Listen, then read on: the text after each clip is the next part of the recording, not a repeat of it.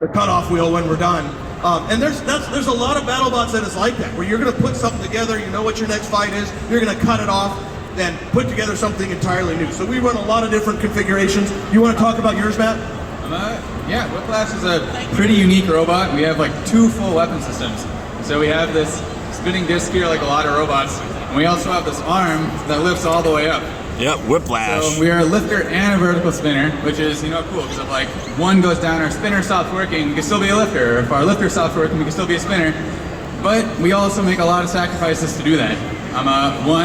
There's a lot of robots like Mad Catter where they are, most of their weapon weight is all in the spinner, so they can release a ton of energy. We don't have that same knockout power. So I either drive really, really well or I get annihilated.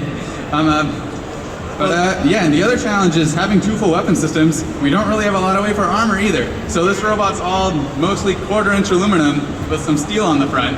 So it's lots of trade-offs, but I like the design. We've had it for years. We're known for it, so we're gonna keep trying at it.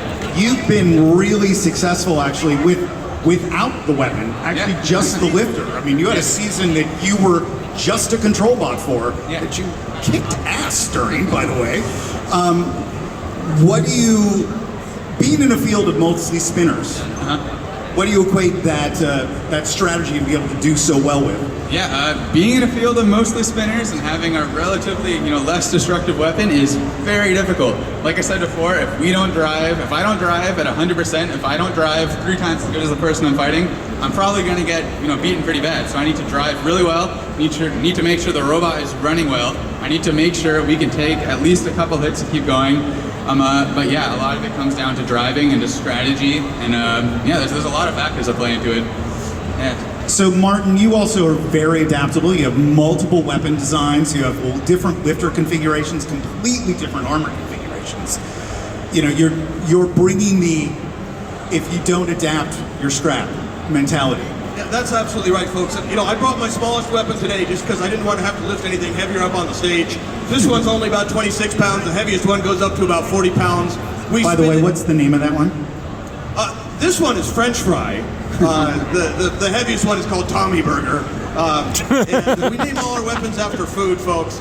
That goes back to a long history of team members. But folks, it's a smaller, lighter weapon, you can spin faster. A bigger, heavier weapon is going to hit harder, but it's going to make you less maneuverable. You're always making trade-offs, and honestly, there is no one best answer. It's really what is the best answer for your opponent right then. Both of you are 2-wheel or 4-wheel drive configurations.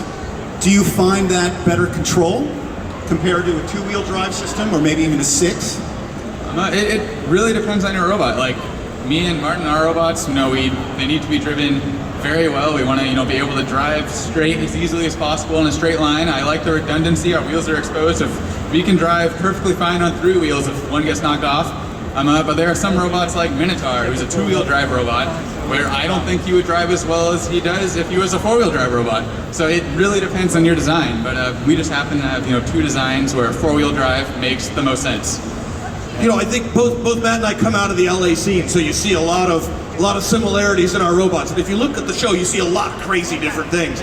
But folks, 4 wheels, that just means we can lose 3 and still keep moving, folks. That's what it comes down to. So actually, I think at this point in time, are we ready for audience questions? Do you guys, look at this. Somebody volunteering. Here comes the microphone from over here. Can we have anyone with a question line up right here behind me? She's first. You're first. Oh, yeah. Hi, my question is, how did you each come up with the names for your robots, or your team come up with the names? All right, folks, so we're Team Bad Kitty. Every robot, and we've had at least 22 robots, have all had a cat theme in the name. So, we've had Wicked Kitty and Naughty Kitty, and Mad Catter was just the latest. Catastrophe, you get the idea. So everything is cats all the way down. That's what we do. Yeah, Whiplash is a less exciting answer. Where our whole team kind of debates who came up with it. And to be honest, none of us really fully remember its origin, if I'm being totally honest with you. I guess the name is kind of fitting. Like we have, a spinner on an arm that kind of whips back and forth. So the name I guess makes sense, but there's really no like set origin for it.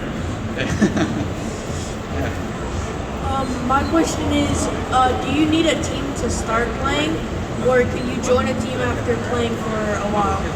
So I think this starts out at the smaller levels, right? We encourage folks, build your beetle weight, build a small robot first. That is something you absolutely can and should do by yourself, right? It can be a totally one person